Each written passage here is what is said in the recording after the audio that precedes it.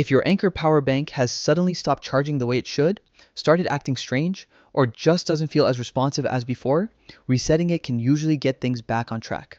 Today, I'll walk you through the easiest way to reset it so you can bring it back to normal without any tools or extra setup. Before starting, make sure you have your Anker Power Bank and a USB cable. You'll want a Type A to Type C cable, which is the same one that typically comes in the box. Once you have that ready, you can begin the reset. Start by plugging the USB-A end of the cable into one of the power bank's regular output ports.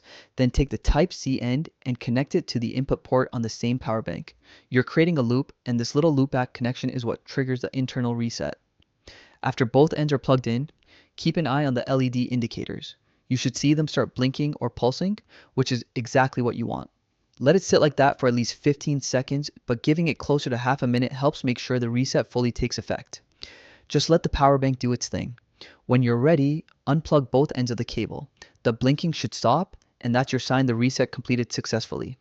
From here, give it a quick test. Try charging your phone, or press the button to check the battery level and see if everything responds normally again. If the lights look steady and the charging works the way it should, then your Anker Power Bank is officially reset and ready to go.